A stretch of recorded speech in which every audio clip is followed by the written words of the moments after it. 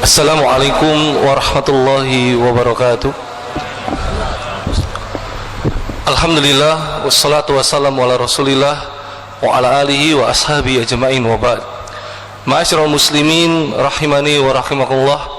Bapak-bapak, ibu-ibu, saudara-saudari sekalian, segenap undangan, hadirin jamaah yang hadir pada sore hari ini, kita bersyukur kepada Allah Subhanahu wa taala telah hadir di tengah-tengah kita semua yang mungkin biasa kita lihat hanya melalui media televisi.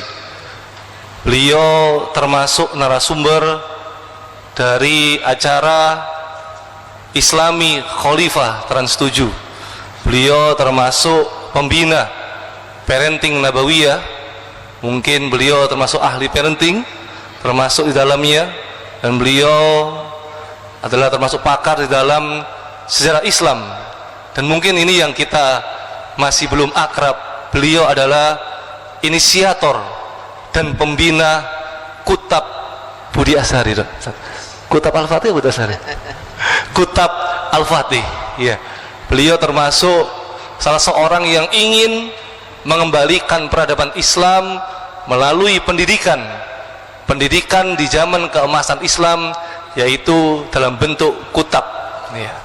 Maka kegiatan pada sore hari ini merupakan kerjasama dari Yayasan Dakwah dan Sosial Tabasum MD dengan Yayasan Masjid Mujahidin, Yayasan Perguruan Al-Irsyad, termasuk diantaranya dengan Kutab Al-Fatih, juga dalam rangka launching Kutab Al-Fatih Surabaya tadi pagi di Masjid Nuruzzaman Uner.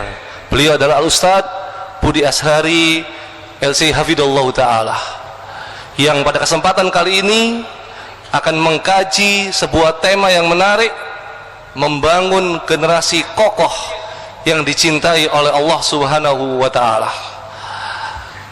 Saya masih ingat bentar Ustaz, Dr. Adian Husaini itu sering mengutip kitabnya Dr. Majid Al-Kilani dalam kitab Hakada Dhaharu Jilu Salahuddin wa Hakada Adat Al-Quds. Bagaimana bahwa ternyata bukan Salahuddin seorang, tapi generasi Salahuddin yang bisa membebaskan Al-Quds Palestina. Ini menarik karena yang kita kaji bukan cuma membangun anak. Sore hari ini kita mau membangun generasi yang seperti apa? Generasi yang kokoh, yang dicintai Allah, yang insya Allah akan membawa peradaban Islam ke depan, insya Allah akan mengembalikan kejayaan Islam ke depan. Dan kita simak serius sekali pembahasan bersama beliau Al-Ustadz Budi Ashari LC Hafidhullah Ta'ala, insya Allah sampai pukul 16.45. Kemudian ada waktu tanya jawab sekitar 15 menit sampai 30 menit. Kita lanjutkan dengan tanya jawab. Kepada beliau waktu dan tempat dipersilakan. Tafadhol Ustaz. Jadi saya sampai 16.45.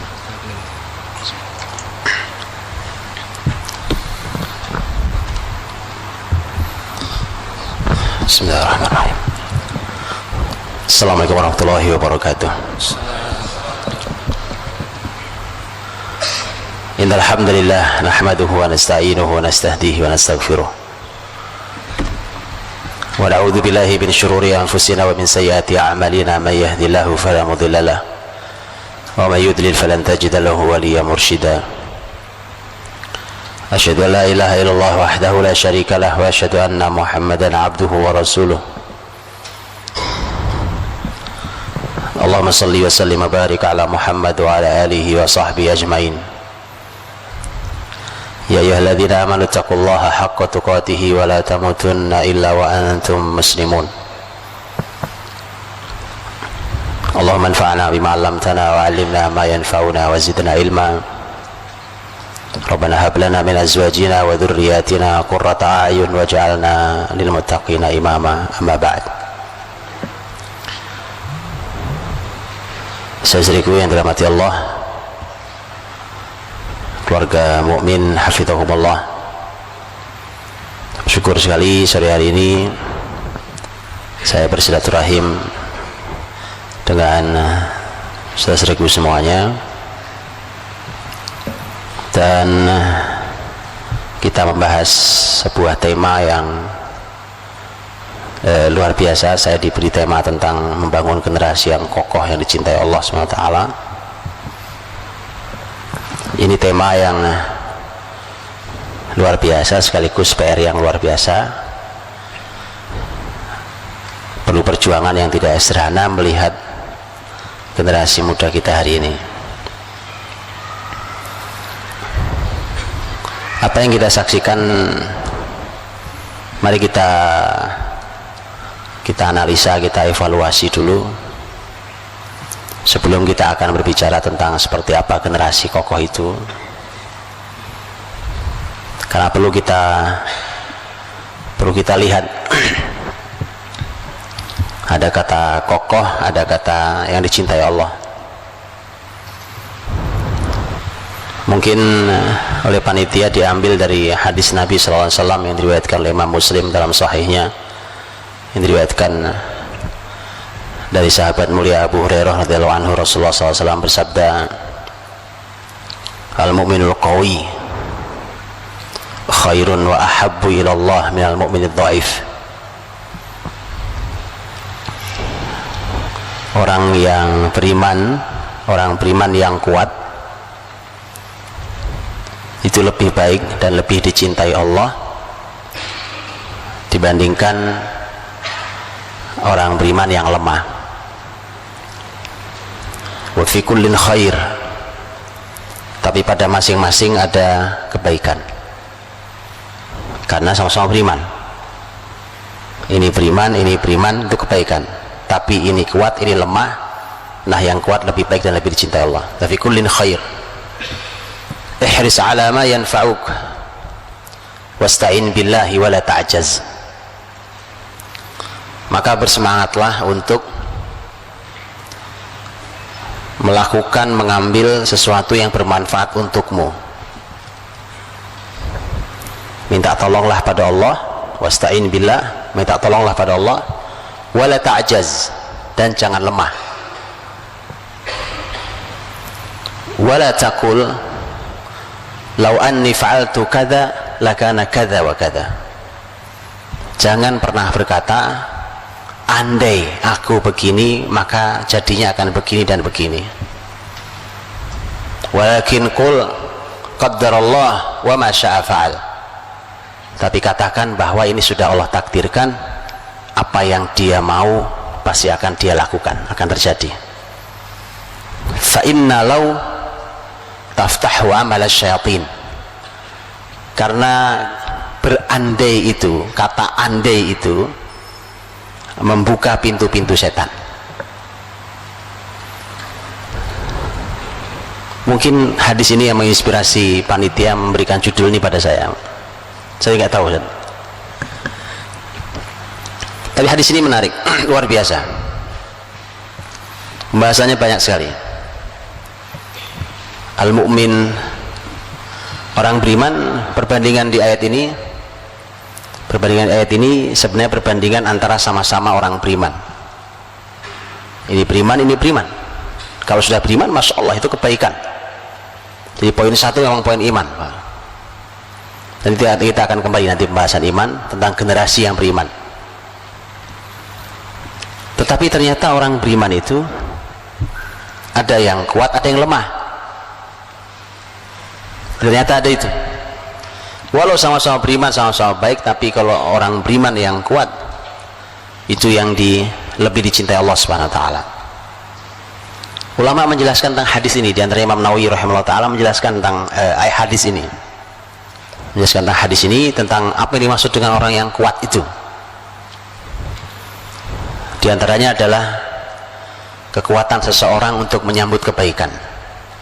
Itu perlu kekuatan, Pak. Ini sholat 5 waktu ke masjid ini yang bisa menjaga sholat laki-laki, sholat di masjid 5 waktu, Masya Allah, itu tidak sembarang generasi.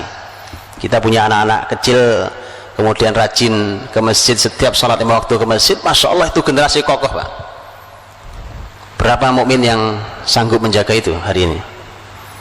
Dari sekian banyak jumlah muslim di negeri ini, Tidak sembarang orang itu, karena tidak sederhana itu menjalankannya. Kalau tidak dalam tempaan iman yang kokoh tidak mudah. Karena bayangkan saja, sholat maghrib di masjid, selesai sholat sunnah, bubar, nggak lama pulang, baru duduk sebentar udah adzan lagi isya. Perasaan baru adzan nih maghrib, udah adzan lagi isya, balik lagi ke masjid. Oh, itu luar biasa. Jadi baru tema didikan sholat 5 waktu dijaga dengan baik untuk laki-laki di masjid, itu saja sudah menghadirkan pesan kekokohan yang tidak sederhana itu. Oh iya, kalau masjidnya sebelah rumah tinggal ngelangkah, Pak. Kalau masjidnya berjarak beberapa blok lumayan itu. Sementara kita harus menjamin bahwa sampai ke sana masyarakat Bani Salamah yang menempati wilayah sekitar Masjid Qiblatain di Madinah, di zaman Rasul SAW mereka pernah usul ke Nabi. Ini kan jarak Qiblatain ke Masjid Nabawi itu kurang lebih sekitar 5 kilo. Mereka bilang, ya Rasulullah, bagaimana kalau kami pindah saja di sekitar Masjid Nabawi, karena jauh banget kami, mau sholat itu jauh sekali kalau ingin sholat bersamamu. Kemudian Nabi SAW bersabda, maka nakum tuktabu atharukum. Kata Nabi, nggak usah pindah, tetap di situ saja, di tempat kalian, karena semua jejak kalian dicatat oleh Allah Subhanahu Wa Taala. Jauh memang, iya, tapi masya Allah jejak kalian lebih panjang, pahalanya lebih banyak, Pak. Oh, itu perlu generasi kokoh itu. Itu nggak sebarang itu. Anak muda kita lagi asik main, tiba-tiba dipanggil adzan. Kan adzan itu an-nida, seruan, panggilan. Panggil, ayo, ayo, ayo, ayo. Artinya al-mu'minul qawi khairin wa habbilallah min al-mu'minul dhaif. Dan sebenarnya di hadis itu sudah dijelaskan tentang masalah kekokohan yang dimaksud sebenarnya. Ihris ala ma yanfa'uk, maka bersemangatlah kalian untuk selalu mengambil yang bermanfaat bagi kalian. Di mana ada manfaat, di situ dia hadir. Di mana ada manfaat, di situ dia ambil.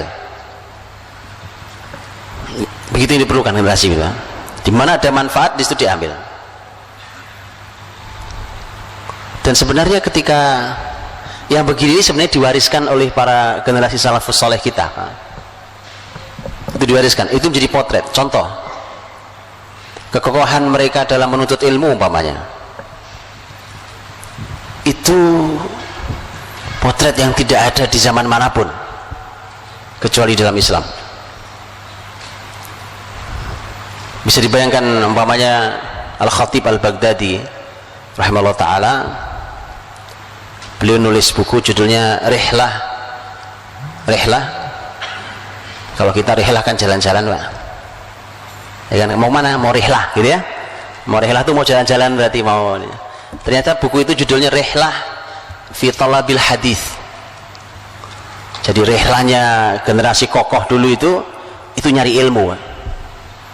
Rihlah mencari ilmu hadis. Itu subhanallah, orang bisa keliling dari kota ke kota dan memakan waktu bisa mingguan hanya untuk membuktikan ini hadis sahih atau tidak sahih. Satu. Dan itu sudah dicontohkan sejak zaman sahabat. Di zaman sahabat. Ada seorang sahabat yang berangkat dari Madinah ke Mesir. Zaman dulu kalau dibayangkan Madinah Mesir, jangan dibayangkan hari ini, Pak. Madinah Mesir berangkat, Pak, dengan kendaraannya sampai Mesir, cuma pengen ngetok pintu, kemudian mendengarkan yang punya rumah, kemudian mengatakan, hari ini di bumi sudah tidak ada yang mendengarkan hadis tentang hadis fulani, yaitu hadis tertentu, kecuali saya dan kamu. Sekarang kamu bacakan biar saya koreksi hafalan saya. Ya, begitu dibacakan sudah selesai, sudah pamitan pulang. Loh, kamu nggak istirahat? Nggak, saya cuma ini niat saya, pulang lagi, Pak. Generasi ini silahkan dikoreksi, Pak. Belajar ilmu baru setengah jam ngaji sudah melintir kanan melintir kiri.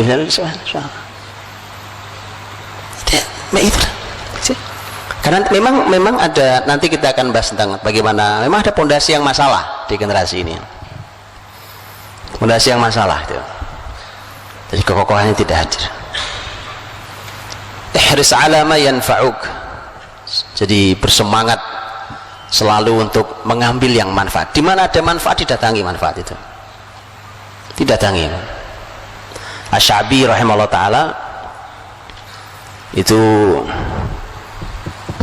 ulama besar sekali, Amir bin Syarahil. Asy-Sya'bi ini ulama luar biasa, ini tabi'in. Dulu di masa dulu ini kebiasaan di zaman tabi'in itu kalau ada sahabat tabi'in pasti nggak berani ngomong, Pak. Ada sahabat Nabi, sudah pernah ketemu Rasul langsung, kita siapa, kita nggak pernah bertemu Nabi gitu ya. Beda dengan Asy-Sya'bi, ada banyak sahabat tapi Asy-Sya'bi itu punya majelis ilmu sendiri, saking kokohnya ilmu Asy-Sya'bi. Asy-Sya'bi begitu kuat ilmunya. Asy-Sya'bi itu ulama yang ahli di berbagai bidang ilmu. Saya tunjukkan keahlian beliau. Saya tunjukkan untuk melihat keahlian ilmu beliau, ditunjukkan dengan ilmu yang beliau tidak ahli. Karena beliau mengatakan ilmu yang saya tidak terlalu fokus, saya nggak konsentrasi lah belajarnya, karena saya bukan kesana kesenangan saya, yaitu ilmu syair.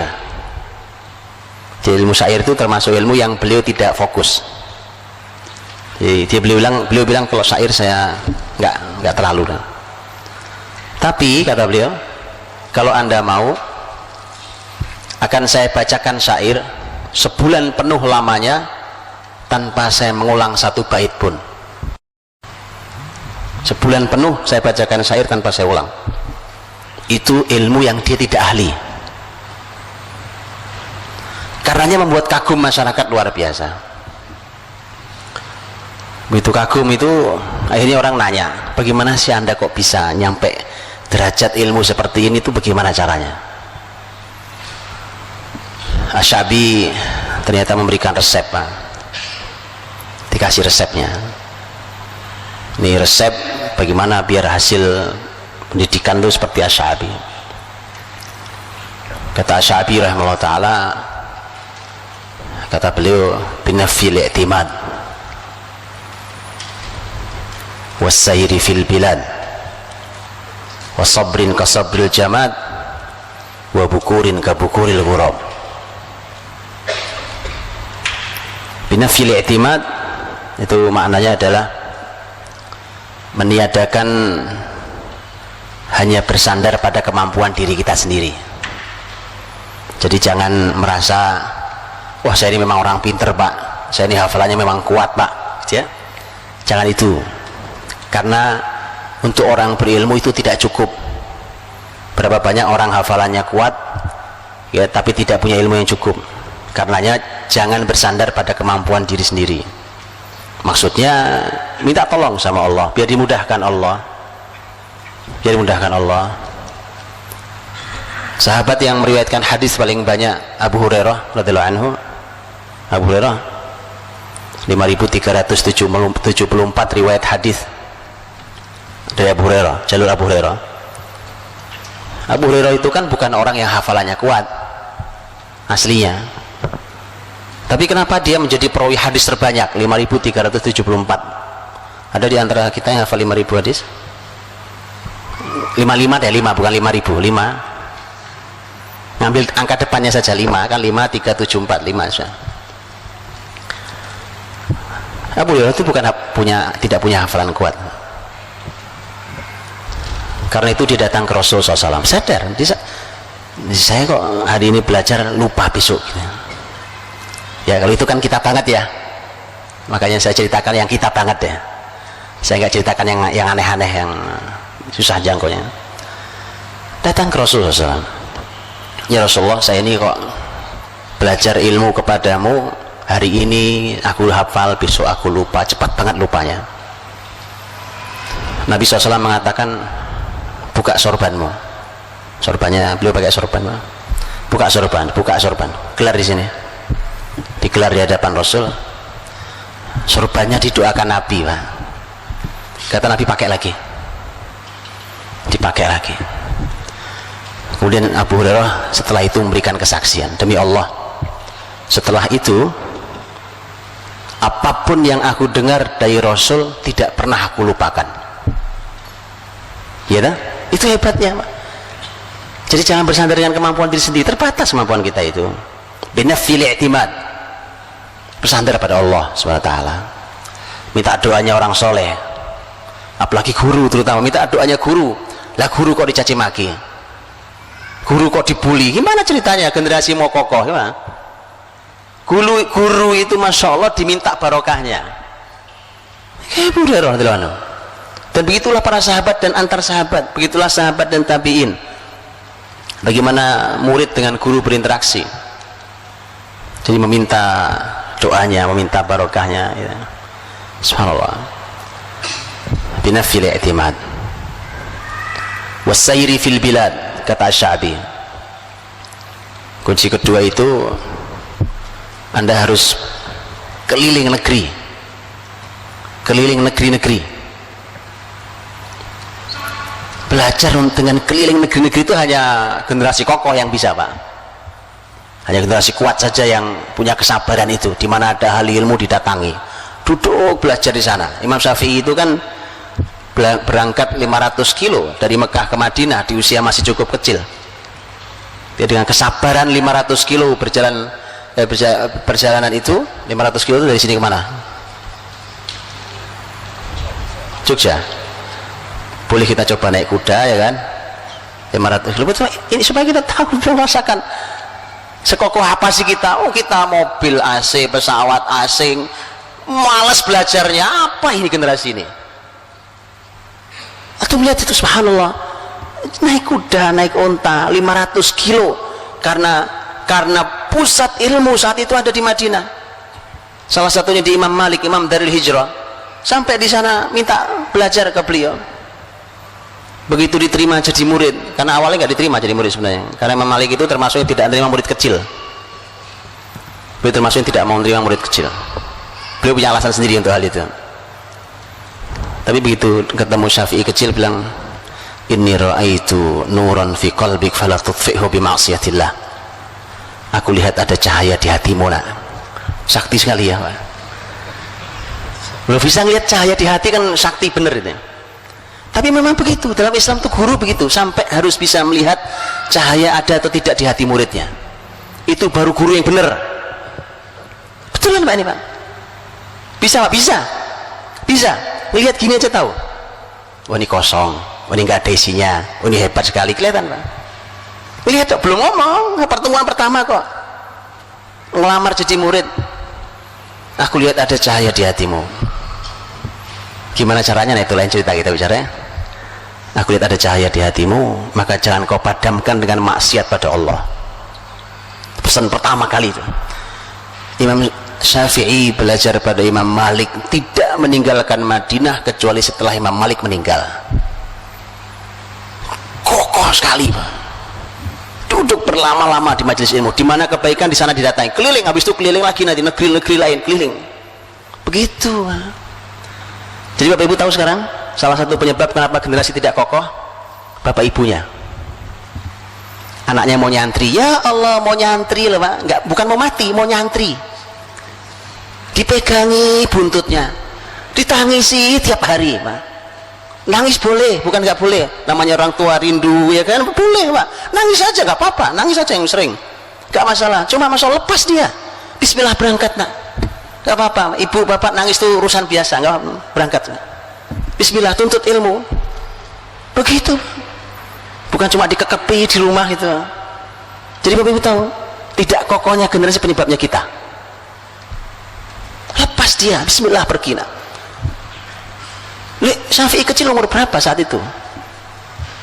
Masih kecil, Bang. Karena Syafi'i kecil itu baru bertemu Imam Malik setelah dia menghafal kitab Muwatta. Syafi'i menghafal Muwatta umur 10 tahun. Muwatta itu 7.000 riwayat hadis. Itu ini generasi kokoh nih namanya, ya kan? Dikasih ini hafal nih hadis, hafal gitu. Asy-Sya'bi memberikan resep keliling, as-sair fil bilad, keliling negeri-negeri kalau mau punya ilmu kokoh seperti saya, kata Asy-Sya'bi. Wa sabrin ka sabril jamad. Ini kunci ketiga Asy-Sya'bi, yang sabar seperti sabarnya benda mati. Oh, ini kalimatnya luar biasa, Pak. Ini benda mati nih, meja nih. Kalau saya tidur di meja ini, Pak, saya duduk di atas kursi ini, yang bosan kursi apa saya? Saya yang bosan, Pak. Benda mati tidak pernah mengeluh bosan, tidak mengeluh capek. Ya begini aja tuh kursi saya duduki, mau ngapain bosan saya, Pak? Yang capek saya. Kata Asy-Sya'bi, yang sabar, sabr ka sabril jamad. Yang sabar itu sabarnya benda mati. Itu luar biasa kalau punya anak kayak gitu tuh, Pak. Sabar. Yang membuat tidak sabar juga kita yang ngajari, Pak. Makanya lihat bagaimana hasilnya Asy-Sya'bi rahimahullah. Keempat, Asy-Sya'bi mengatakan wa bukur ka bukuril ghurab. Kata bukur itu artinya pagi-pagi sekali, pagi-pagi sekali. Bisa maknanya memang waktu pagi sekali, atau maknanya adalah cepat cekatan. Kabukuril ghurab, seperti elang, burung elang yang cekatan, cepat. Kalau bahasa kita jangan lelet, kelemar lambat, nah cepat, cekatan. Itu Pak. Subhanallah. Ini saya gambarkan dulu tentang generasi kokoh di zaman Islam, coba. Jadi ihris ala ma yanfa'uk, bersemangatlah pada semua yang memberikan manfaat bagimu. Di mana ada manfaat, datangi manfaat itu untuk dunia akhirat kita. Jangan pernah bermalas-malasan. Untuk bisa semua itu, kata Nabi, wasta'in billah, minta tolong sama Allah. Namanya manusia, Pak, kadang ketemu malasnya. Nabi juga berkata itu, Nabi juga menyampaikan itu. Karena setiap manusia ini ada sisi fatrohnya. Fatroh itu sisi futur, kadang-kadang lagi malas. Makanya wasta'in billah, minta tolong sama Allah. Wala ta'jaz, dan jangan lemah. Kamunya jangan lemah, tapi minta tolong pada Allah biar dikasih kekuatan. Nah, yang membuat kita lemah, lihat Pak, adalah, lihat kalimat setelahnya, wala taqul law anni fa'altu kadza lakana kadza wa kadza. Jangan kamu berkata, andai aku begini maka pasti aku juga begini dan begini. Cuma ngayal aja kerjaannya. Itu generasi lemah. Cuma berhayal, coba kemarin saya jadi ambil, coba saya andai. Itu generasi lemah, itu yang membuat kita lemah, Pak. Kalau sudah kejadian lewat, sudah lewat, kan itu keputusan sudah kita ambil. Jadi generasi kokoh itu, Pak, diajari untuk berani memutuskan sekaligus berani mengambil risikonya, tentu dengan ilmu. Tadi umpamanya kita hari ini punya pilihan terhadap sesuatu, saya ambil apa enggak, saya ambil apa enggak, ragu. Orang ragu terus, memelihara keraguan terus, itu bahayanya akan bisa masuk kepada tingkat yang lebih buruk, yaitu waswas. Dan Nabi menyebut al-waswasatu minas syaitan. Waswas itu dari waswas itu, Pak, itu buruk sekali. Keadaan waswas itu, dan itu menjadi bagian dari penyakit jiwa hari ini. Orang punya sifat waswas karena memang kebiasaan memelihara keraguan dalam dirinya. Tidak ada keputusan yang clear, yang putus, putus. Orang beriman diajari itu. Mau melangkah kaidahnya jelas. Nabi mengatakan da'ma yaribuka ila ma la yaribu. Kata Nabi, tinggalkan apa yang membuatmu ragu kepada yang tidak membuatmu ragu. umpamanya kita mau ambil, saya ambil nggak ya, saya ambil nggak ya, jadi nggak ya, jadi nggak ya, oke? Jangan lama-lama Pak, keputusan itu jangan lama-lama. Itu mengapa Allah bekali kita juga dengan istikharah, minta Allah yang memilihkan, karena kita tidak tahu masa depan kita. Jangan lama-lama Pak, nanti jangan-jangan ini masalah udah lewat tapi nggak ada keputusan ya, semua serba tidak jelas keputusannya. Udah sidang berkepanjangan, ujungnya nggak ada keputusan. Ini apa ini Pak? Para pemimpin ragu Pak. Jangan lihat itu. Jangan, kata Nabi, kamu ragu jangan diambil. Itu kaidah. Da ma yaribuk, tinggalkan. Kamu ragu, tinggalkan. Ambil itu, putus. Kadang-kadang keputusan kita Pak, kadang-kadang keputusan kita kan keputusan yang begitu kita nggak jadi ambil, ternyata itu luar biasa, nyesel kita ujungnya Pak. Iya tuh kan, coba kemarin saya ambil, itu nggak boleh. Kata Nabi jangan berkata itu. Andai kemarin jadi saya ambil, itu kan wah Pak, itu kata andai itu Pak, itu dipelihara, dikenang bisa sampai sekian puluh tahun ke depan loh. Iya Pak, sekian puluh tahun ke depan ketemu temennya ngomong lagi, itu tuh yang proyek itu sebenarnya jatah saya sebenarnya itu kan gak kejadian Pak, sudahlah, itu bukan generasi kokoh tuh, sudah cukup, sudah begitu kak selesai. Walakin qul qaddarallah wa ma syaa fa'al, sudah cukup. Jadi orang tuh kalau mau kuat memang sandarnya pada Allah. Makanya begitu peristiwa seperti ini yang disarankan, diperintahkan adalah tapi katakan ini sudah Allah takdirkan, dah ini udah keputusan Allah, apa yang Allah kehendaki pasti terjadi. Cukup, sudah cukup, gak ada masalah. Biasa keputusan hidup kan begitu. Jadi generasi kokoh betul tuh diajari Pak. Jadi jangan biasa membuat generasi ini ragu Pak. Belajarlah syariat tentang bagaimana menyikapi sesuatu. Saya kasih contoh Pak, umpamanya Quran mengatakan tentang masalah larangan membatalkan amal.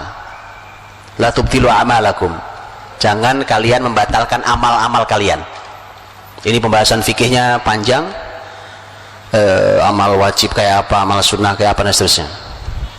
Baik, lihat saya kasih contoh Pak. Jangan biasa membatalkan amal kalian.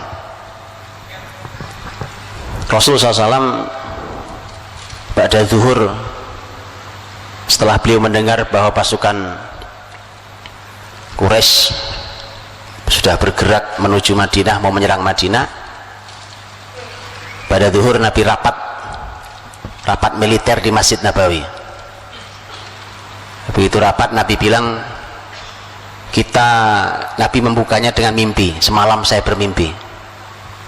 Ini hebat Pak, rapat militer, Panglima tertinggi membuka rapat dengan mimpi Panglima. Pernah lihat, pernah dengar begitu?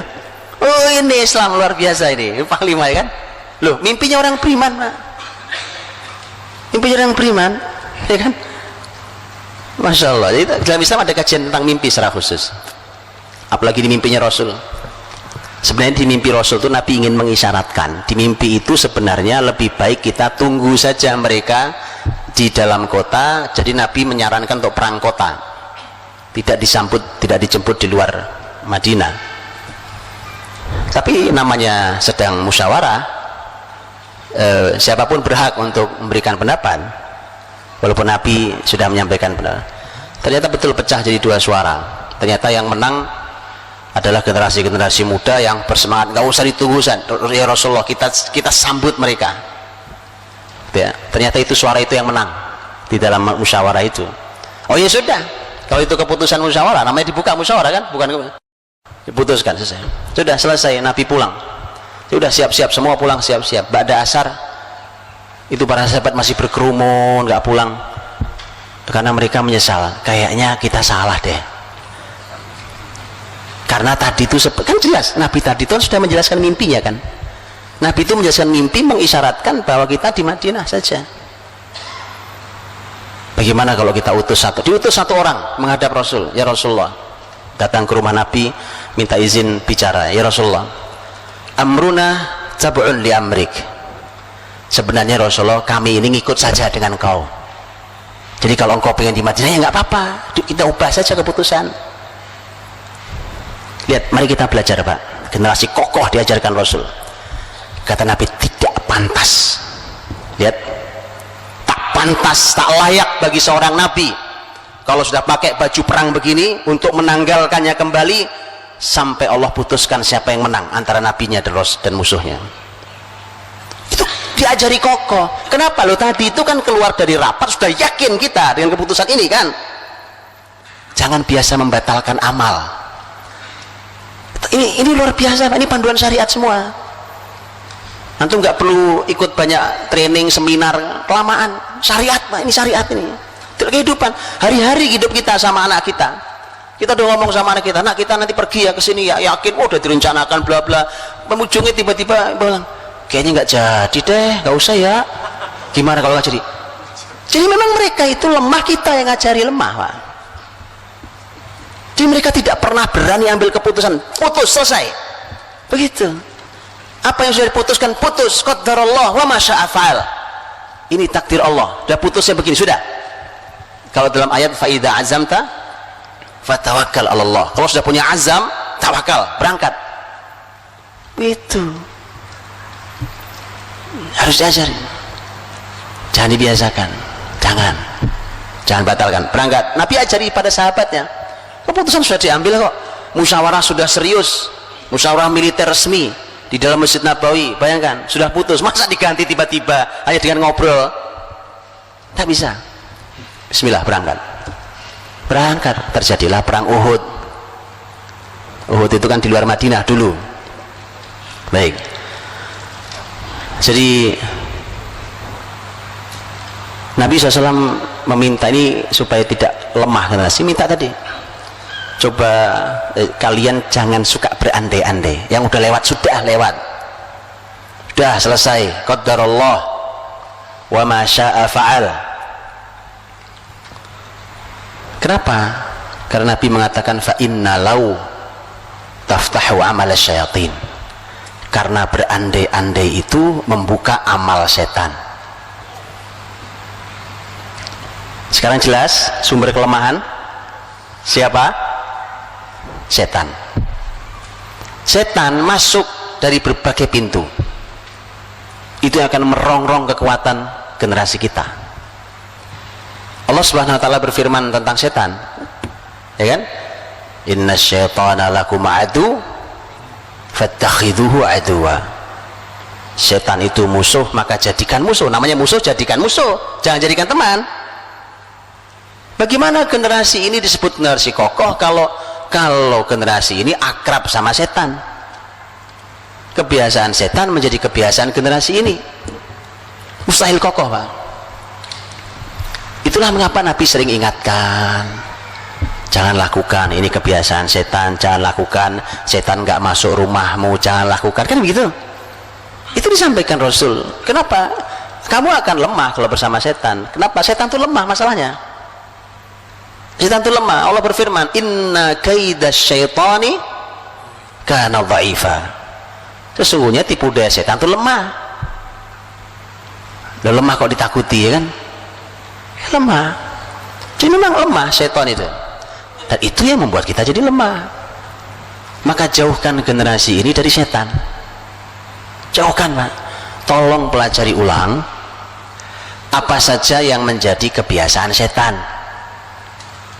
yang sudah diingatkan oleh ayat dan hadis Nabi. Rumah seperti apa yang dimasuki setan, yang tidak dimasuki setan, supaya jauh dari kelemahan. Nah, kalau setan tadi dikirim was-was juga dari setan, ya kan, berandai-andai dari setan. Coba, bagaimana mau kokoh itu? Karenanya Rasul mengingatkan hati-hati, karena berandai-andai itu membuka fa inna law taftahu amal syayatin. Karena andai-andai itu membuka amal setan. Bapak Ibu rahmati Allah, saya tunjukkan dialog luar biasa. Inilah bagaimana membangun generasi yang kokoh yang dicintai Allah SWT. Rasul sallallahu alaihi wasallam berdialog dengan anak ini umuran SD kita, anak SD. Kalau di kita anak SD hari ini, SD paling tinggi 12 tahun kan, kurang lebih usianya. Rasul naik kendaraannya, anak SD ini dibonceng di belakang Nabi, taruh di belakang. Lihat kan, hadis menyebut seperti ini, dan ini yang bercerita langsung si anak SD ini, yang umur SD ini, yang kelak menjadi orang besar, orang luar biasa, orang lengkap, satu orang berkualitas umat. Ya Bang, kesolehannya, ilmunya, kekuatannya, keahliannya, kepemimpinannya, lengkap ini orang. Bahkan umur 15 tahun di zaman dinasti di zaman Khalifah Umar bin Khattab diangkat menjadi staf ahli kekhilafahan. Iya, para sahabat sampai mengatakan kalau ada masalah-masalah berat, Umar tuh nanyanya ke dia nih. Anak kecil Pak, 16 tahun 16 tahun sekarang di mana anak kita? Yang bertutur langsung beliau ini, bagaimana caranya sampai jadi generasi sehebat beliau, sentuhan Rasul SAW. Karena sahabat yang satu ini bertemu Nabi SAW itu di usianya kurang lebih 8 tahun. Jadi baru ketemu dengan Nabi itu kurang lebih umur 8 tahun. Bertemu hanya sampai umur 12 tahun karena Rasul wafat. Jadi sekolah zaman Nabi itu gak lama-lama Pak, cukup itu untuk mengawal negara. Sekolahnya cuma 4 tahun. Iya betulan ini, karena begitu 12 di masa khilafan Abu Bakar Siddiq, kurang lebih 2 tahun setengah pas usia 12, 14 setengah kurang lebih, atau 15 tahun kemudian masuk Khalifah Umar, dan oleh Umar dipanggil dia di majelis resmi staf ahli, orang-orang penting, orang-orang berilmu di masa sahabat dikumpulin. Ternyata muncul anak kecil di sini. Sampai sahabat lain heran, loh kok ini dimasukin? Kalau segini kita di rumah juga punya anak kayak dia. Emang urusannya urusan umur ya kan? Kata Umar, ini bukan urusan umur, ayo kita tes yuk. Dites sama Umar, kita uji yuk gitu. Nah, jadi luar biasa. Ini anak sekolahnya cuma 4 tahun sama Nabi, dilanjutkan sama Abu Bakar kurang lebih 3 tahun. Dah sekolah 7 tahun. Gimana, ada kurikulum sekolah 7 tahun luar biasa? Sekolah kita lama banget, belasan tahun, pinter kagak, soleh enggak. Berarti kan ada yang salah Pak, ya kan? Berarti yang salah gitu loh. Ini sahabat betul, ini real, nyata. Beliau langsung yang bertutur tentang peristiwa yang mau saya sampaikan ini, bagaimana nasihat-nasihat Nabi sampai dia jadi orang kokoh luar biasa. Dan ini yang jadi modal penting buat kita terhadap generasi kita, bagaimana akan mereka menjadi generasi yang kokoh dicintai Allah.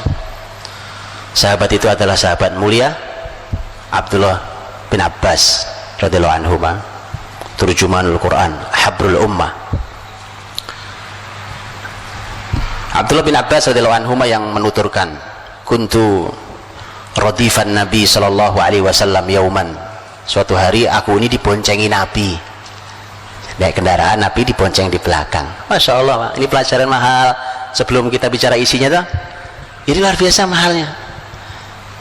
Kebayang nggak Pak, hari ini orang tua nganterin anaknya setiap hari bolak-balik sekolah, karena betul kan? Ini pelajarannya nih, ya kan? Naik ojek sekarang, masa bapaknya cuma jadi tukang ojek? Manfaatkan, pakai Nabi memanfaatkan momentum kapanpun untuk didik generasi. Bahkan lagi naik kendaraan berdua, saatnya ngobrol berdua. Subhanallah, saya belum lama dialog sama seorang anak kecil, tertarik saya Pak, anaknya teman saya, ya kan? anaknya ini laki-laki umurnya 5 tahun, memang sudah dididik Masya Allah. Suatu hari saya dengar anak ini ngobrol sama ibunya, saya dengar itu ya, ngobrol ibunya. Anak ini menceritakan, Bu, ayah tuh gini, ayah tuh bertekad maunya gini. Kata ibunya, enggak nak, kamu salah paham, itu bukan maksud ayah, bukan itu maksudnya. Enggak, bener begitu Bu, kan kalau ayah nganterin aku sekolah, ibu kan nggak ikut, aku kan ngobrol berdua sama ayah. Saya bilang, keren, luar biasa ini, ayah keren Pak. Masa jadi ayah bisu Pak? Saya tahu Pak, kenapa sering bisu, kehabisan tema pembicaraan. Masa kehabisan tema Pak? Pertanyaan jangan itu lagi lah ke anak-anak ya kan. Gimana sekolahmu? Ada PR enggak? Udah makan belum? Sudah sholat? Kan nggak ada pertanyaan lain Pak. Subhanallah. Makanya orang tua harus belajar jadi orang tua, sehingga orang tahu apa yang dilakukan, punya target, hari ini ngapain, besok ngapain, tahun depan ngapain Pak. Jangan ngobrol aja kok kehabisan tema. Ini makanya Bapak Ibu saya minta jangan dibiasakan ikut pelatihan.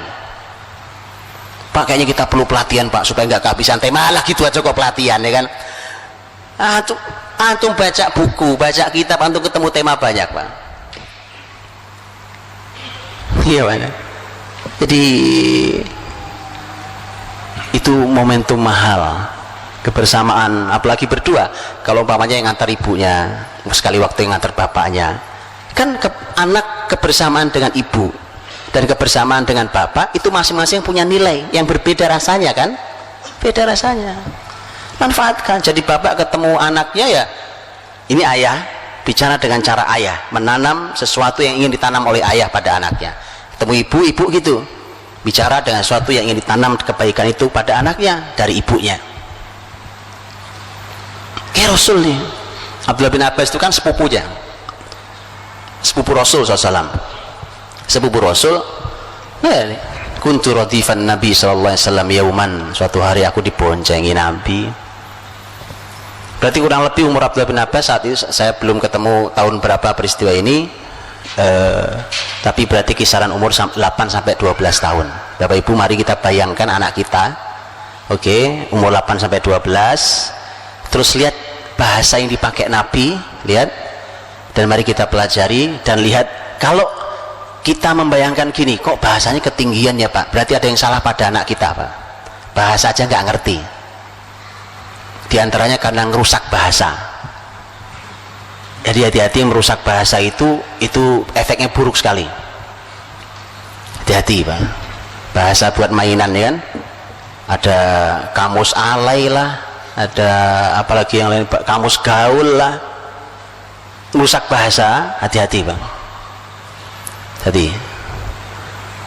Dan itu membuat mereka tidak terbiasa untuk berbahasa dengan baik, tertata, rapi, memahami dengan bahasa yang tinggi. Yuk kita lihat ya, bayangkan 8-12 tahun, Bapak Ibu yang punya anak seumur segitu atau anaknya tetangga lah paling enggak ya kan, bayangkan 8-12 tahun. Oke, Nabi SAW berkata, ya gulam, nak, hei nak, ihfadillah yahfadka, jagalah Allah, Allah akan menjagamu. Lihat Pak Bu, Nabi tidak mengatakan jagalah agama Allah, karena kalimatnya ihfad Allah, ihfadillah. Ihfad artinya jagalah, Allah artinya Allah. Anak segitu sudah ngerti maksudnya apa. Artinya begini, anak seumur itu sudah paham Allah tuh gak perlu dijaga, Allah itu yang jaga kita kok. Terus berarti dia langsung paham, oh berarti yang dimaksud adalah menjaga ajaran Allah, yaitu. Tapi bahasanya dalaman yang ini dibandingkan kalau dimunculkan kata jagalah ajaran Allah, jagalah perintah Allah, ya, jauh lebih kokoh dengan kalimat kalau secara bahasa Arab jagalah Allah. Kalau jagalah Allah, Allah nggak perlu dijaga Pak. Ihfadillah.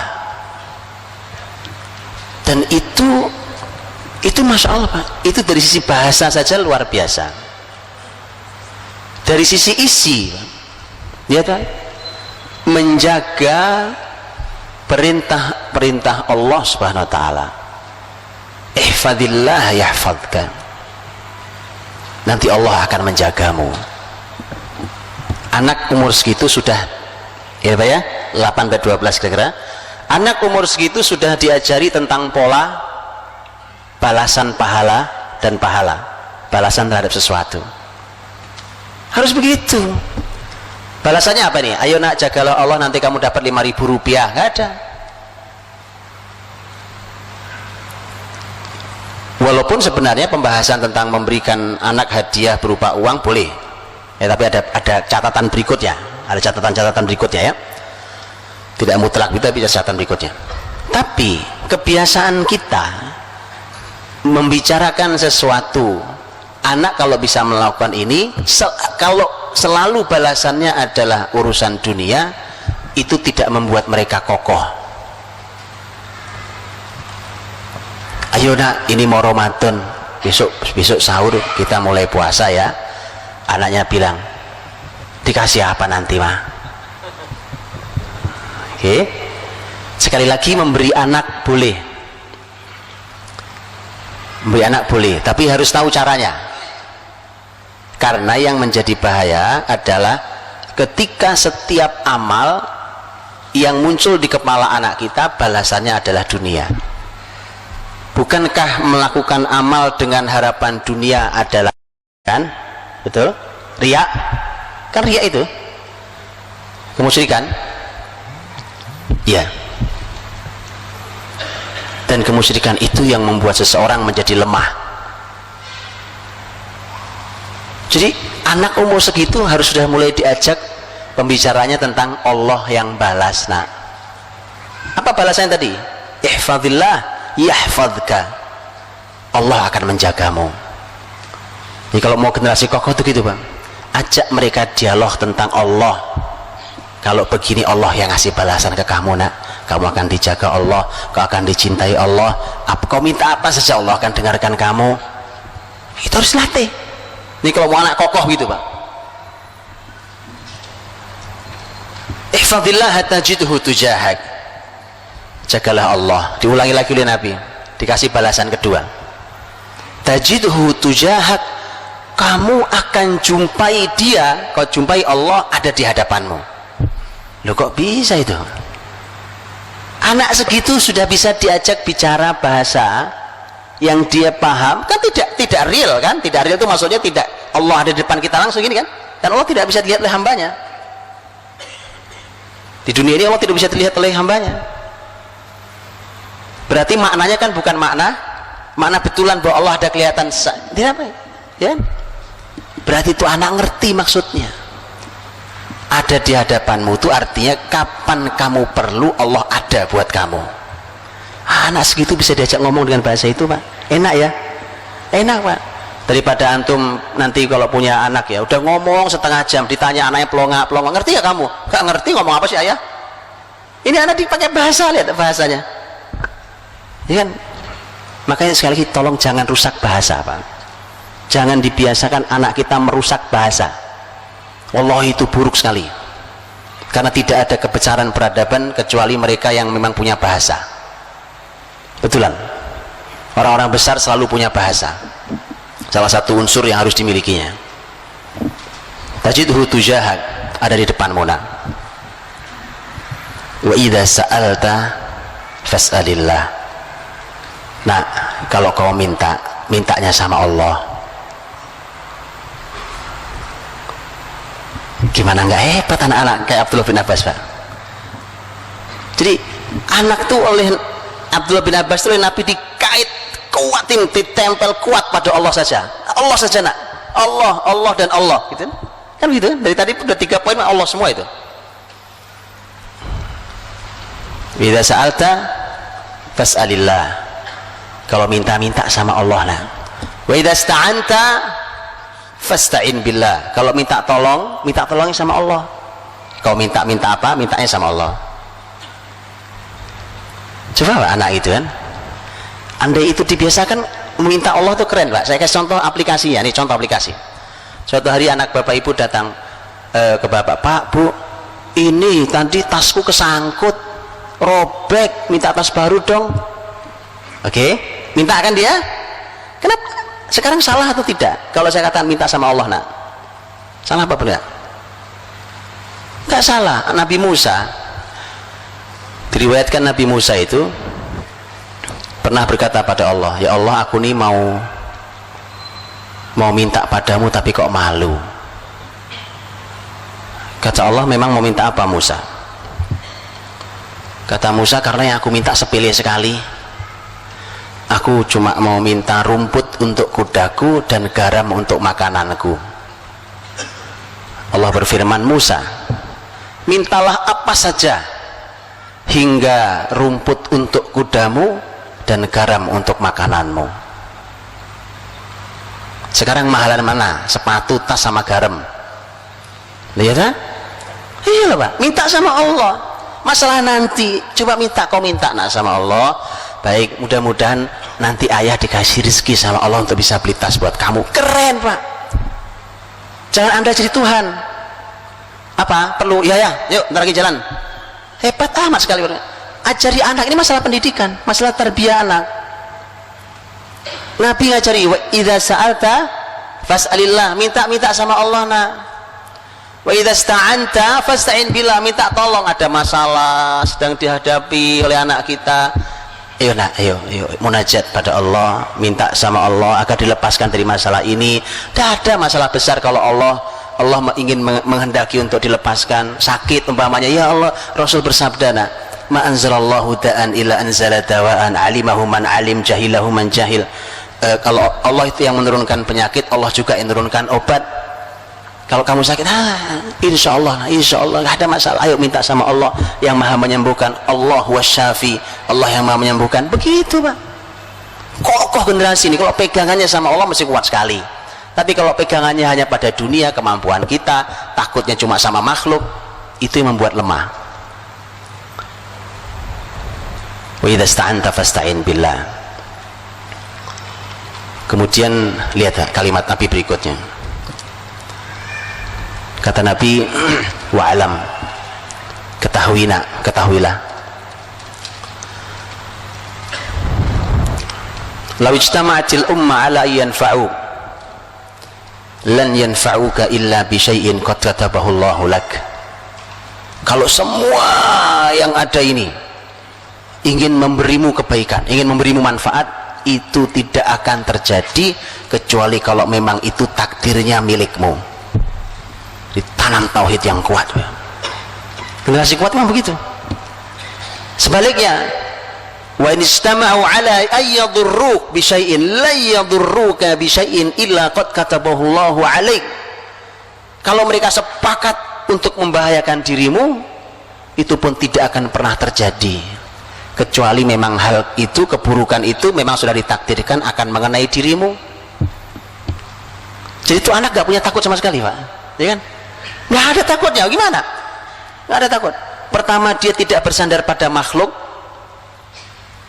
karena tadi Nabi katakan, ya anggaplah semua orang pengen membantumu, itu kalau bukan takdirmu kamu nggak dapat bantuan itu.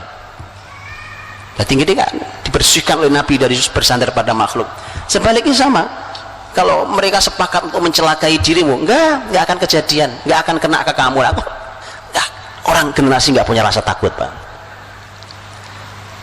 Kokoh sekali. Bayangkan tuh anak SD loh itu. Anak SD nasihatnya kayak gitu modelnya. Rufi'atil aqlam wa jaffatis suhuf. Pena sudah diangkat, lembaran-lembaran telah kering. Apa maksudnya Pak?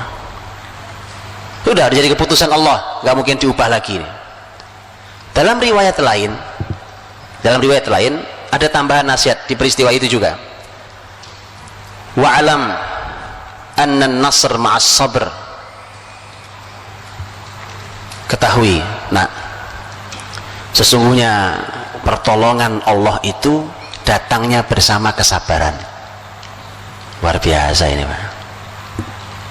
Ini konsep hidup ya Pak. Anak SD diajari konsep hidup. Coba ayo, di mana sekolahnya? SD mana itu sekolahnya Pak? Luar biasa Pak. Diajari tentang konsep kemenangan itu. dari Allah nak, tapi dia datangnya bersama kesabaran. Saat kau sabar itu dekat dengan kemenangan, dekat dengan pertolongan Allah. Dia akan membangun kesabarannya. Baik, dengan itu maksudnya akan membangun kesabarannya. Dia akan bangun kesabaran karena berharap dapat pertolongan Allah. Wa alam anna nasr ma'as sabr.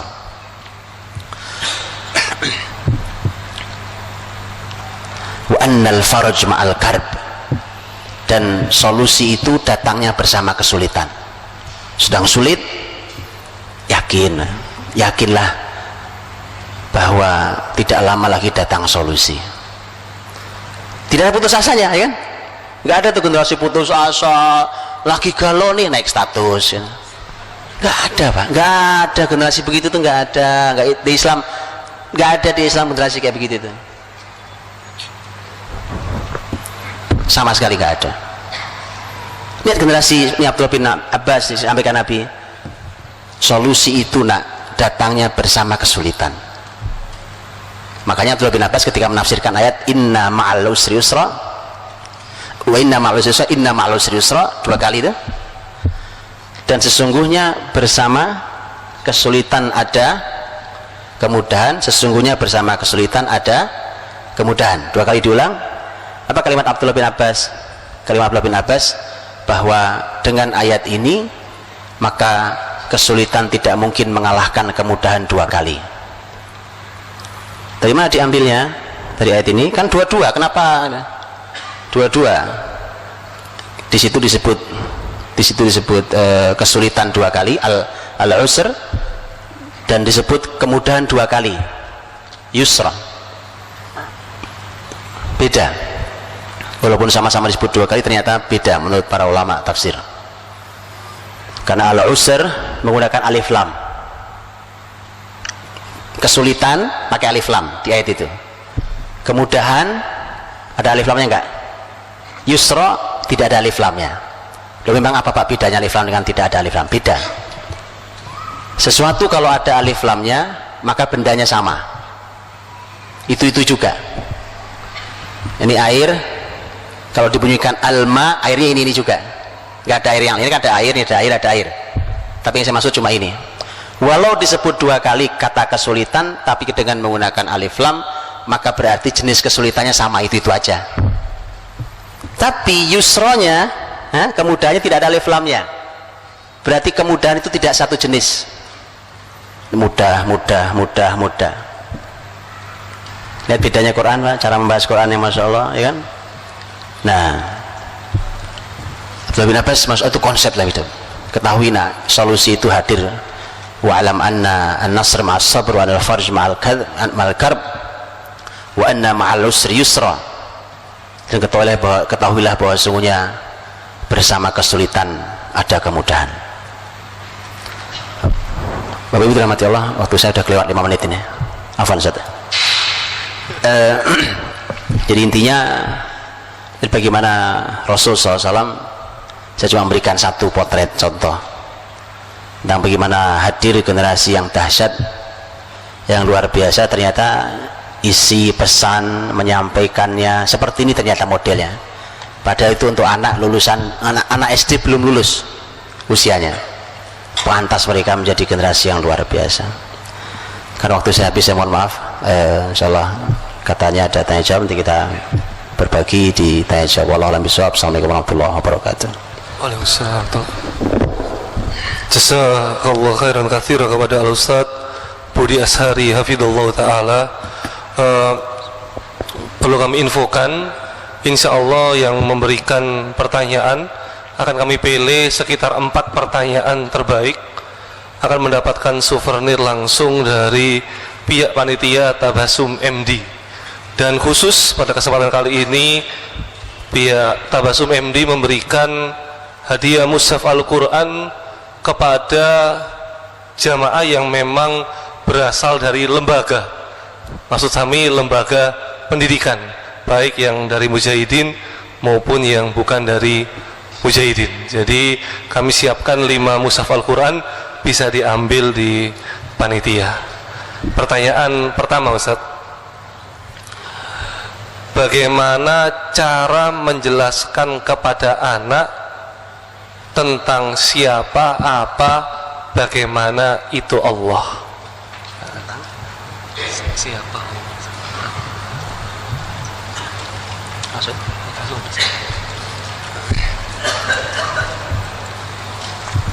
Baik. Bagaimana menjelaskan kepada anak tentang siapa atau apa atau bagaimana Allah itu, Pak? Begini. Menyiapkan tentang Allah itu, Bapak Ibu, menjelaskan tentang Allah bukan hanya Allah, menjelaskan hal-hal yang gaib kan tidak terindra oleh kita, ya kan? Gak bisa kita indra, surga, neraka tidak terindra. Maka tidak ada bahasa yang paling selamat dalam menjelaskan yang seperti ini kecuali dengan menggunakan bahasa Quran dan hadis. Karena tidak ada yang pernah melihat surga, tidak ada yang pernah melihat Allah. Bahkan Nabi Muhammad saja waktu Mi'raj tidak melihat Allah. Karena Nabi Muhammad yang mengatakan nurun anni arah, cahaya, bagaimana aku bisa melihatnya, gitu. Maka dari itu menjelaskannya juga tidak boleh, karena Allah menyebut dirinya dengan laisa kamitslihi syai'. Allah tidak sama dengan semua yang ada, ya. Maka jelaskan apa adanya, sebagaimana dengan bahasa yang dijelaskan yang dipakai oleh Quran dan hadis Nabi Shallallahu Alaihi Wasallam. Menjelaskan Allah SWT itu salah satu yang luar biasa adalah menjelaskan, sebenarnya paling mudah adalah menjelaskan tentang ciptaannya. Kalau mau menjelaskan tentang sesuatu, lihat Rasul pernah bertemu dengan Jabir bin Abdillah di malam purnama, bulan purnama.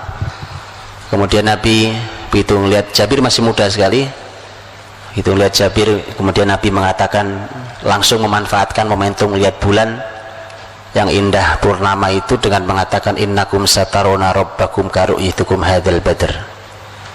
Kalian akan melihat Rob Tuhan kalian sebagaimana kalian sekarang melihat purnama ini.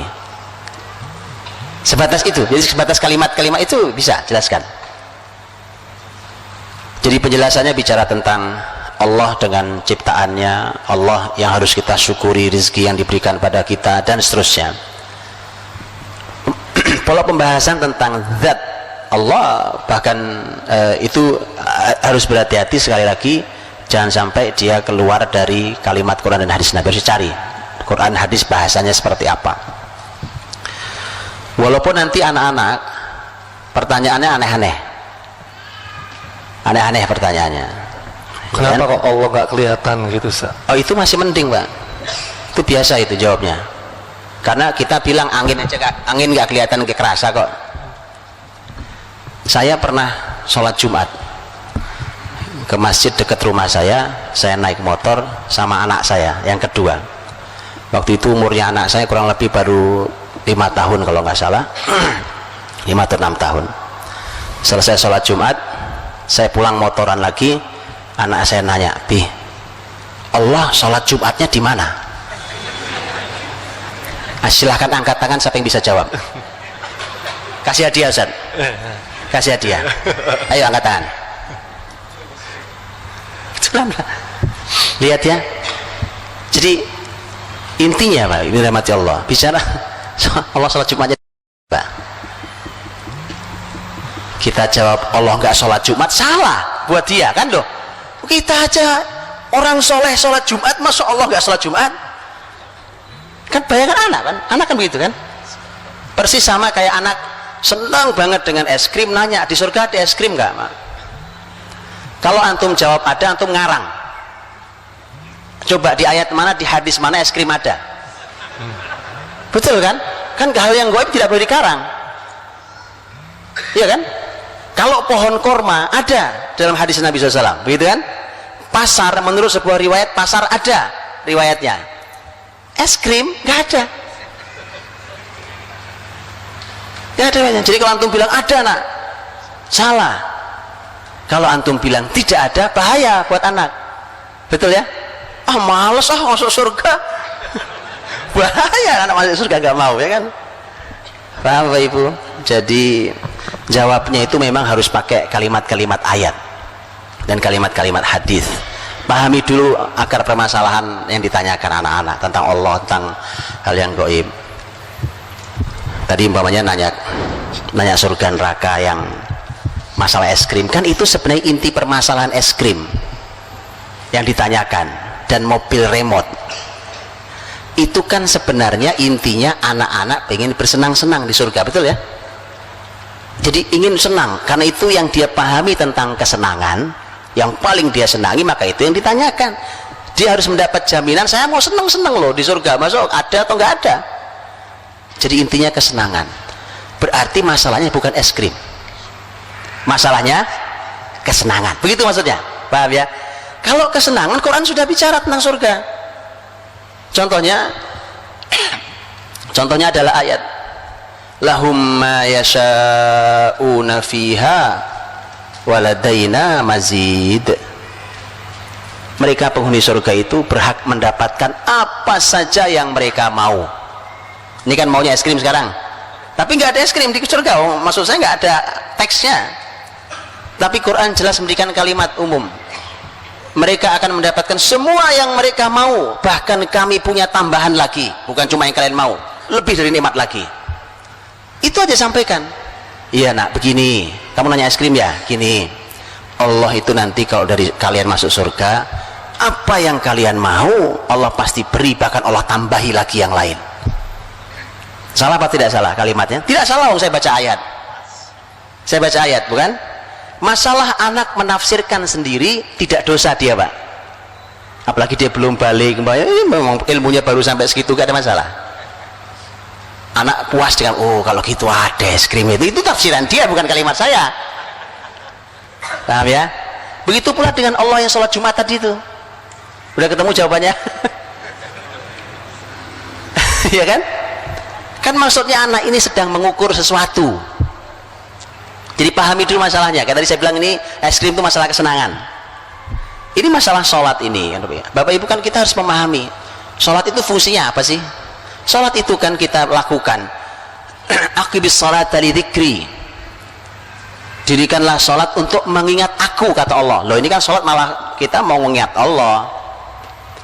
Dan sholat itu ternyata kan pembahasan tentang sholat, karena itu adalah sholat sebagian dari bentuk syukur kita, karena Nabi Muhammad ketika di dialog dengan Aisyah radhiyallahu anha tentang kaki beliau yang bengkak karena kelamaan sholat malam, kemudian Nabi menjawab, afala akunu abdan syakura. Jadi ternyata sholat itu bukti syukur, karena kita bersyukur nikmat Allah banyak banget, saya sholatnya rajin. Oke, berarti pembahasannya adalah kita harus mendudukkan dulu sholat Jumat kita ini sebenarnya malah bentuk syukur kita pada Allah, karena kita semua dikasih Allah,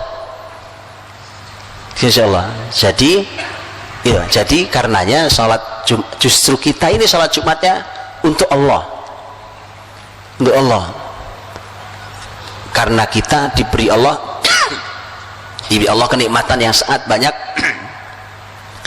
diberi kenikmatan yang sangat banyak, kemudian kita sholat untuk Allah Subhanahu Wa Taala, kan? Jadi kemudian kita sholat untuk Allah, dan karenanya ini yang harus kita sampaikan ke anak-anak tentang ruh sholat itu.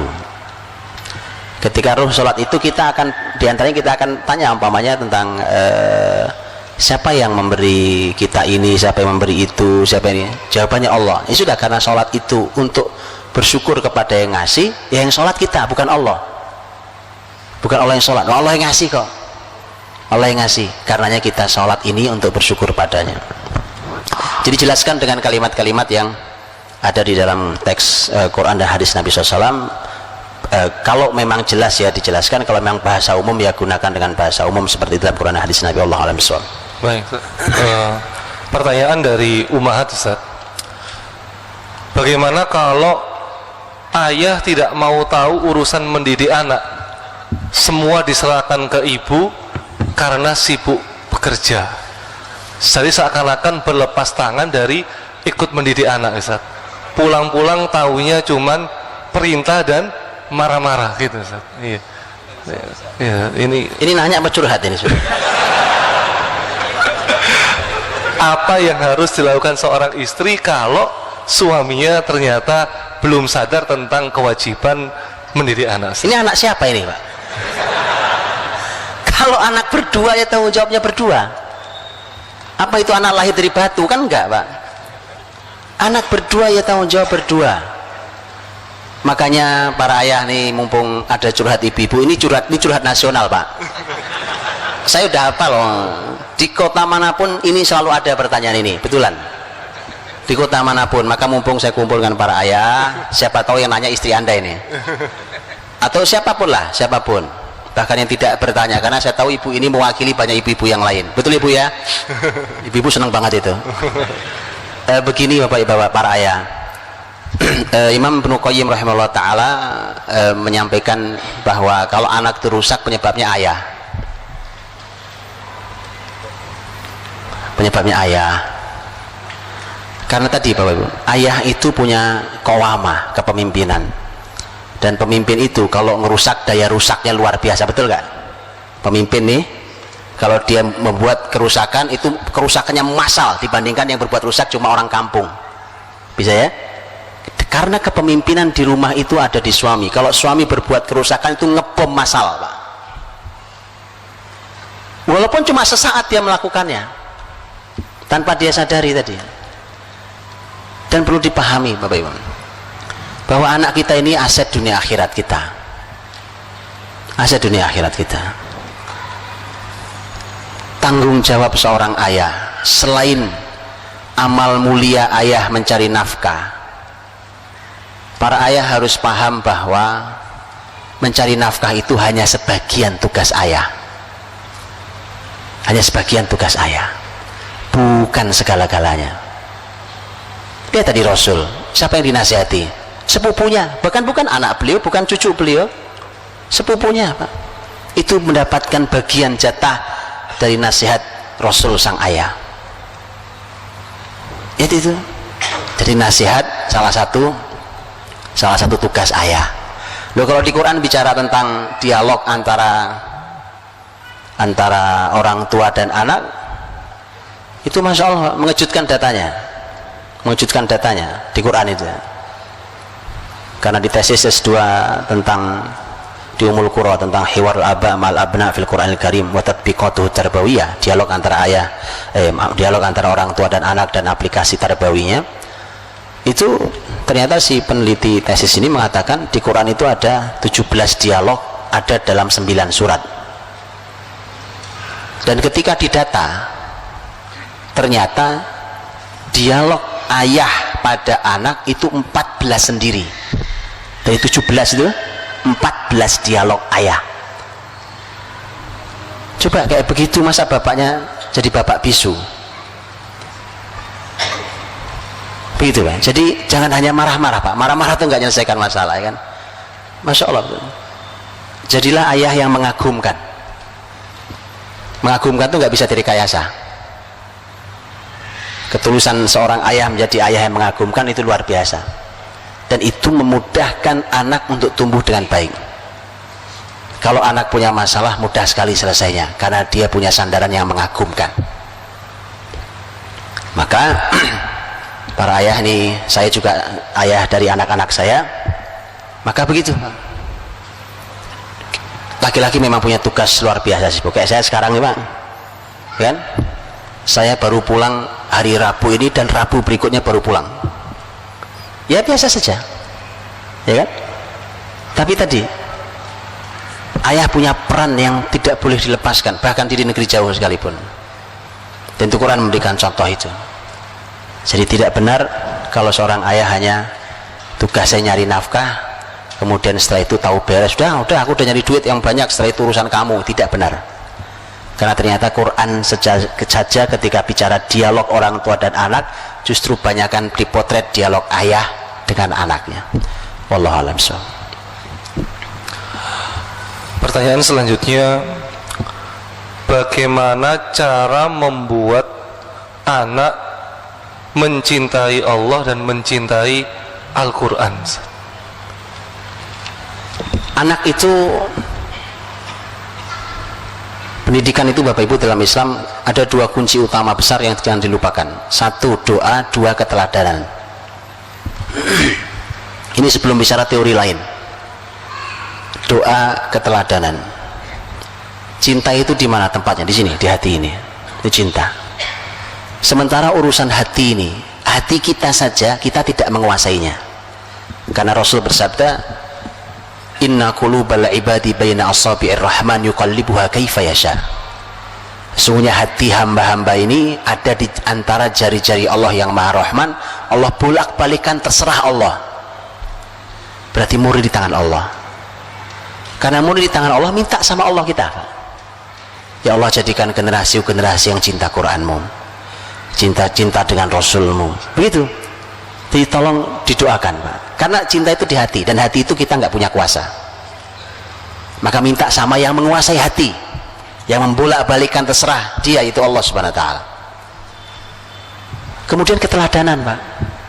Supaya anak cinta Quran, supaya anak cinta Allah, cinta Rasulnya, harus dibuktikan keteladanan itu. Bagaimana anak mau cinta Quran, bapak ibunya nggak pernah baca Quran? Anaknya lagi berusaha menghafal Quran, bapak ibunya nyantai banget. Anaknya apalagi berusaha maksimal, sudah menghafal juz 30, bapak ibunya santai banget. Kasih dia keteladanan, Pak, bahwa masalah cepatan anak-anak itu dijamin pasti. Ya kan, kita mulainya bareng, ayo nak kita lomba sekarang, dijamin bapak ibu kalah. Karena anak-anak kita luar biasa. Ya kan? Itu nggak lama, itu cuma beberapa bulan ke depan kita akan mengibarkan bendera putih, nyerah, kayak anak luar. Tapi tidak, Pak. Usaha ayah ibu yang dilihat anak berjibaku itu cukup untuk memberi mereka keteladanan betapa sungguh-sungguhnya ayah ibu saya terhadap Quran. Itu mahal buat dia, Pak. Dan nanti tolong, Pak, sikapi. Ini luar biasa juga. Kan kalau sekarang anak kita hafalannya lebih banyak, betul ya, dibandingkan kita. Umpamanya nih, hafalan Qurannya lebih banyak dibandingkan kita. Baca Qurannya lebih bagus tajwidnya daripada kita. Berarti kan sekarang yang ahli ilmu dia kan? Memang dia anak saya, umurnya tuaan saya, karena anak saya. Di sisi saya sebagai bapaknya, saya sebagai ibunya, dia harus hormat sama saya. Tapi di sisi ilmu saya harus hormat sama dia. Bisa dipahami? Berikan haknya. Berikan haknya. Karena dia yang lebih tinggi ilmunya dibandingkan kita dalam hal ini. Begitu diberikan haknya, anak semakin kagum cinta dengan Qur'annya. Oh, ternyata kalau saya begini ini saya dimuliakan.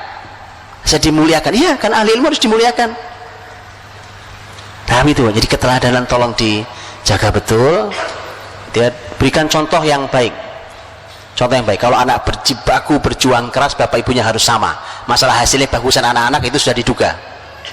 Ya, tapi tadi itu dinilai oleh anak-anak kita. Anak-anak kita diam bukan berarti tidak menilai, Pak. Mereka punya penilaian terhadap kita segala macam. Jadi tolong diperhatikan betul supaya nilai yang diberikan oleh anak-anak kita terhadap kita nilainya baik, sehingga mereka mengagumi kita dan menjadikan kita sebagai teladan dia, sehingga dia tidak perlu mencari keteladanan di luar rumah sana. Itu simpelnya bicara tentang masalah doa, bicara tentang masalah keteladanan. Dan nanti satu lagi poinnya, Bapak Ibu, seperti Quran contohnya, cinta pada Rasul contohnya, cinta pada Allah, itu punya musuh. Nah, kalau musuhnya ya jangan dimasukin di rumah. Gimana kita berharap anak-anak akan menjadi cinta Quran, akan berlama-lama dengan Quran, gitu ya. Tapi ternyata di rumah kita juga kita setel musik, gitu ya. Saya tidak bicara hukum fikih tanyakan Ustadz fikih. Tapi inilah yang disampaikan oleh para ulama, bahwa musik itu memang tidak pernah sejalan dengan Quran. Imam Ibnu Qayyim dalam syair nuniyahnya beliau menyampaikan itu. Ya. Nah, untuk itulah maka harus kita bersihkan. Kalau kita mau cinta ya harus dibersihkan lah. Yang memang tidak sejalan dengan Quran ya harus dibersihkan. Sekarang umpamanya kita mau baca buku tentang Rasul kita, Sirah Nabawiyah kita baca. Sirah Nabawiyah kita baca. Baca buku itu Bapak Ibu perlu perjuangan. Betul ya? Mata untuk melihat, memahami, kesabaran itu perlu perjuangan. Nah, tapi kalau kita nonton TV, dunia hiburan di TV umpamanya, itu nggak perlu perjuangan, itu sambil leyeh-leyeh aja, ambil nyender ya kan, ambil ngunyah kacang, makan apa itu. Sekarang bagaimana kita berharap mereka mencintai Rasul melalui membaca buku-buku sejarah beliau, sementara kita umbar hiburan. Kita umbar hiburan, karena hiburan dan ilmu tidak pernah sejalan. Tidak pernah sejalan. Kalau hiburan tinggi, ilmu jatuh. Ilmu tinggi, hiburan akan jatuh. Itu kaidah sepanjang sejarah. Baik gitu, wallahu a'lam bishawab. Pertanyaan terakhir, Ustaz. Ini ada pertanyaan mengutip perkataan sahabat, kami dahulu diajarkan adab sebelum ilmu. Sedangkan sebagian pendapat akhlak atau adab yang baik itu timbul dari akidah yang benar. Bagaimana kita menempatkan keduanya, Ustaz? Dan mungkin mana yang lebih utama, atau memang ada perbedaan antara akidah dan akhlak itu, Ustaz? Ya, akidah dan akhlak berbeda. Dan benar bahwa adab itu memang ada yang merupakan hasil dari tanaman akidah. Tapi ada yang akhlak itu ternyata memang bawaan ciptaan kita, Pak. Buktinya hadis Nabi SAW. Ketika Nabi SAW kedatangan utusan di tahun Amul Wufud, tahun 9 dan 10 Hijriah, salah seorang pemimpin suku yang datang, Al-Ashaj Ibnu Qais, dia datang kemudian dipuji Nabi. Sing kepala suku yang datang dipuji Nabi. Inna fika la khaslatain yuhibbuhum Allah. Kata Nabi ke pemimpin suku yang datang ini, kamu punya dua sifat yang Allah cintai. Kata orang itu, apa ya Rasulullah? Kata Nabi, al-hilmu wal anah. Hilm itu sifat yang penyantun, yang jiwanya itu tenang, terukur, tidak tergesa-gesa. Orang berbuat jahat kepada dia, dia balas dengan kebaikan. Itu al-hilm. Wal anah, anah itu tidak terburu-buru, tenang, tidak terburu-buru, itu al-anah. Kamu punya dia sifat mulia itu. Nah, begitu dia dipuji, dia nanya, ya Rasulullah, apakah ini sifat baru atau sifat lama yang saya punya ini? Dari kapan muncul adanya di saya? Nabi mengatakan itu sifat sudah sejak dulu ada di kamu. Istilah maka para ulama adab mengatakan bahwa memang ada akhlak itu yang sifatnya bawaan, Pak. Bawaan sifatnya. Contoh-contoh di antara kita ini ada orang yang memang bawaannya sabar, orang yang memang sabar, man. Itu marah aja susah itu. Ada orang yang bawaannya marah-marah, Pak. Walaupun nanti akan dipengaruhi oleh perjalanan hidupnya. Tapi ada modal. Ada orang yang modal dasarnya memang mudah ngasih orang, dermawan. Memang ada modal dasar itu. Ya, ada yang modal dasarnya, arti gini, bahwa ini kan cuma modal dasar, tapi semua bisa dibina. Orang yang tidak punya modal dasar, tidak besar modal dasar dermawannya, bisa dimunculkan kedermawanan luar biasa pada dirinya dengan pembinaan terus-menerus itu. Ya. Nah, yang dimaksud dengan pertanyaan tadi, kalau kalimat sahabat adalah kami diajari iman sebelum Quran. Kami diajari iman sebelum Quran. Itu kalimat Jundub bin Abdillah, kalimat Abdullah bin Umar, dan seterusnya. Kami diajari iman sebelum Quran. Itu ternyata kaidah kurikulum besar dari Nabi SAW. Tapi kalimat bahwa adab sebelum ilmu itu juga benar. Itu kalimat para ulama bahwa seharusnya kita ini belajar adab sebelum belajar ilmu. Belajar adab dulu. Ini yang salah di kurikulum pendidikan kita hari ini. Ilmu ditumpuk tapi adabnya belum jadi. Akhirnya ilmunya tidak ada gunanya, ilmunya tidak barokah, adabnya belum beres, dan ilmu itu nggak mengubah apa-apa dalam kehidupan dia. Jadi adab sebelum ilmu. Abdullah bin Mubarak rahimahullah, ulama besar, beliau mengatakan bahwa kadal adab an yakuna thulutsail ilm, bahwa adab itu 2/3 ilmu. Adab itu 2/3-nya ilmu. Artinya ketika kita kehilangan adab, kita kehilangan 2/3 ilmu. Jadi makanya anak itu memang harus diajari adab dulu. adab dulu harus diajarkan. Nah tadi tentu sambil untuk menanam kokoh adab pasti akan berhubungan sangat erat dengan masalah iman, akidah tadi itu maksudnya. Jangan salah memahami ya. Belajar akidah itu bukan belajar kitab, bukan. Ayo kita buka kitab tauhid, kitab akidah, bukan itu maksudnya. Lah anak kecil kalau diajak bagaimana ngerti anak kecil itu? Yang dimaksud adalah tanam dia. Apa yang mau kita tanam? Umpamanya kita mau menanam salah satu nilai tauhid, nilai akidah. Umpamanya al-khauf, rasa takut pada Allah, atau ar-raja, kita punya harapan tinggi pada pertolongan Allah dan ampunan Allah, dan seterusnya. Tawakal, at-tawakkul umpamanya, punya sifat tawakal. Yang begitu-begitu itu ditanam bukan pakai teori buku. Kesalahan kita belajar tentang tauhid adalah seperti belajar filsafat. Itu kritikan Al-Ghazali terhadap proses pembelajaran tauhid yang salah. Itu salahnya, Pak. Apa itu pembelajaran filsafat? Belajar tauhid, akidah, tapi muter-muter di kepala. Coba jadi wawasan, kan filsafat itu kan muter-muter aja di logika orang. Cuma muter-muter di situ, di kitab, selesai kitabnya, tapi nggak pernah turun di keyakinannya. Kalau anak kecil, Pak, contohnya gampang, sholat. Coba lihat sholat. Bagaimana cara ngajari anak sholat yang benar? Salah juga di kita ngajari anak sholat yang benar. Ayo nak kita buka kitab sholah, kitabus sholah. Rukun sholat ada 13, 1, 2, 3, yuk dihafalin. Suruh sholat nggak bener, Pak. Gitu? Anak diajari wudhu, wudhu juga gitu. Oh ini ayatnya ini, hadisnya ini, begini tata cara. Bukan begitu cara yang benar. Lihat cara yang benar, lihat cara yang benar di pendidikan para sahabat. Utsman bin Affan suatu hari ingin mengajari wudhu yang benar di hadapan tabi'in. Bukan dikasih teori. Kata Utsman, ambil air buat saya. Begitu diambil air, baik, tuangkan airnya, kalian semua lihat saya cara berwudu. Dia wudu dari awal sampai akhir, kemudian terakhir Utsman berkata, beginilah aku melihat Rasul berwudu.